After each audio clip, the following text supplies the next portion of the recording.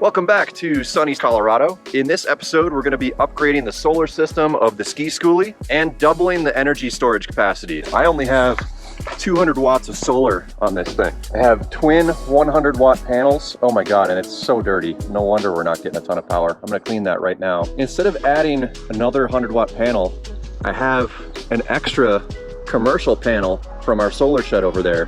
When you're running mixed panels, you do need to calculate everything to make sure that what you're doing is going to actually help. I've calculated running everything in series versus running everything in parallel, and the best solution I have found is we're going to have the 230 watt panel here parallel to these two in series. First, I'm going to clean that so that we get some more power in these batteries. All right, I got the solar panel brackets mounted on here, but not angled yet. Just put them on here to help hoist this thing up here. We got muscles here who's going to help us, so we'll see how it goes. What could go wrong?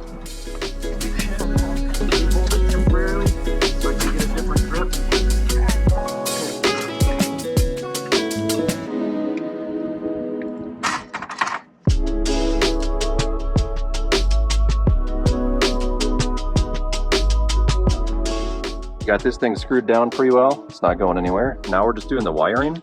I have an MC4 connector kit that I got off Amazon. I'll put a link down below, but super easy to use. So you need to make sure your pin mates up with the other one. So you just hold this ferrule up to about here.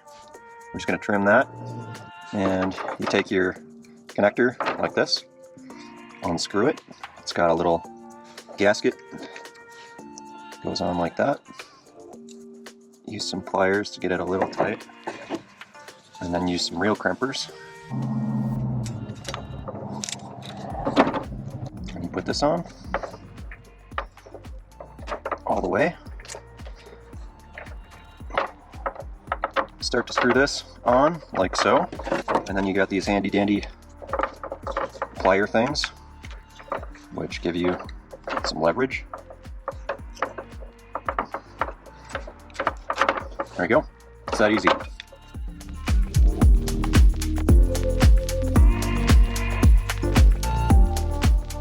So I am no fan of Renogy products. In fact, you should watch this video. It's called Renogy Sucks. I'll put it up here. As an example, here's another reason Renogy sucks. So we have these two 100 watt Renogy panels, and then we have some Renogy splitters, I believe. So see how those look different?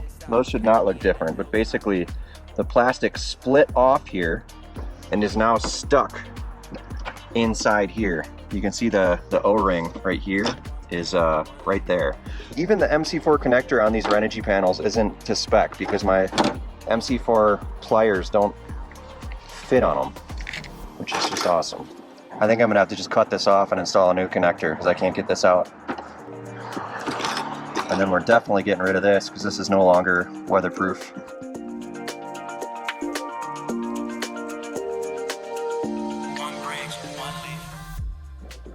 Well, there you go. It went from 200 watts to 430 watts, which should be a huge upgrade.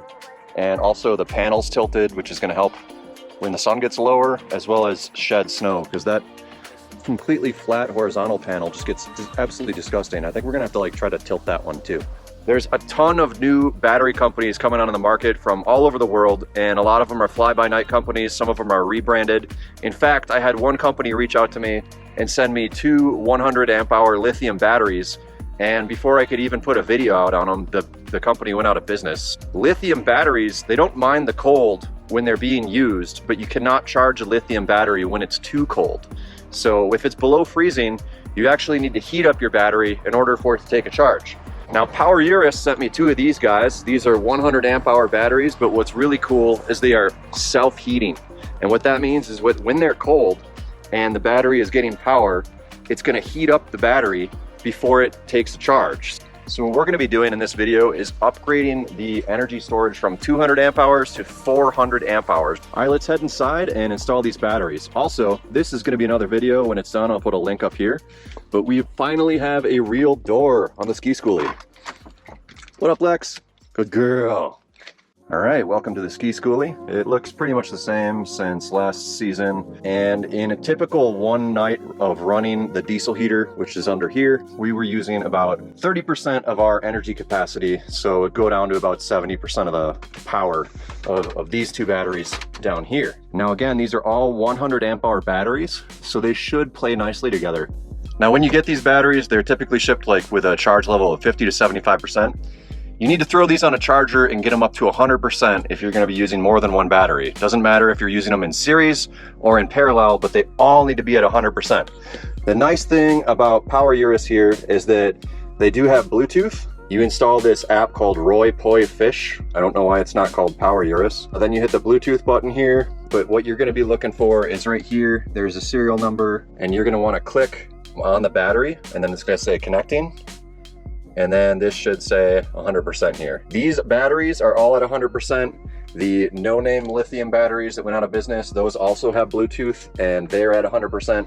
So now I have 4 batteries, again, all identical capacity at 100%. So we're gonna be disconnecting this stuff right now, which means the lights are gonna go off. I'm gonna be wearing a headlamp. Let's get to it.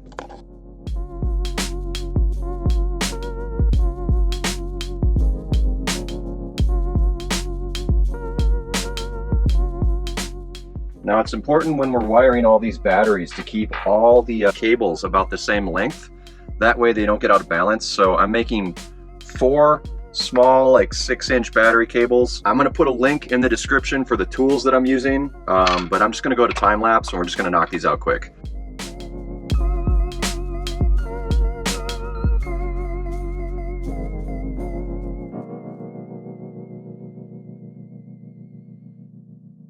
All right, moment of truth, got everything wired up. Let's see what happens. Look at all this freaking power, Sarah. Right now we have 2 days and 14 hours of this power. That is, just turn on every light. That is so massive, man. I mean, it's just, we can be gluttonous. Right, Lexi? She doesn't care. We will get back to this tomorrow. I think we're gonna try to build an insulated battery box and mount it to the floor, and we will see how the batteries stay calibrated. All right, so you can see I'm connected, and it's showing no current coming out of one of the batteries. All right, Sarah, turn on all the lights, because it's still saying there's no power coming out of these batteries. Oh, there we go, 3 amps. All right, so now the charge moss is green, and that's still showing a red charge moss. So now both of the new PowerUrus batteries, the charge moss shows green. I just disconnected the one that was misbehaving and then connected it only to the one that was misbehaving, and somehow that reset it. So you can see that I'm getting an amp draw here. So now we're drawing power from all 4 batteries, so this should be a lot better. To be continued. We'll see if this is behaving the same way in a little bit. Okay dudes, it's been a few days, and I gotta say these PowerUrus batteries are complete piles of awesome, because I have so much power now.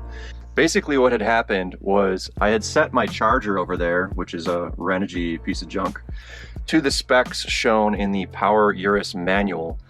And you don't want to do that, actually. The PowerUrus manual says that you want to charge your batteries to 14.4 volts.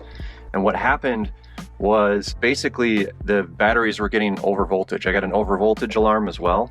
So I contacted PowerUrus Support. They got back to me really soon. And I also posted my questions on the do-it-yourself solar forum. I'll put a link right up here, but that forum is awesome. I asked questions and I learned so much there.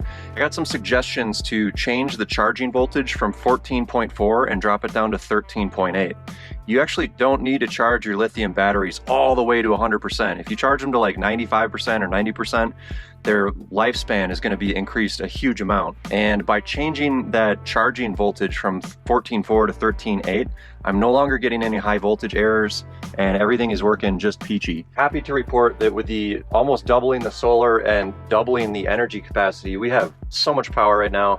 Got 94%, and we had the lights on all day working on stuff because we've been working on insulating this turd to try to make it a little more energy efficient during winter.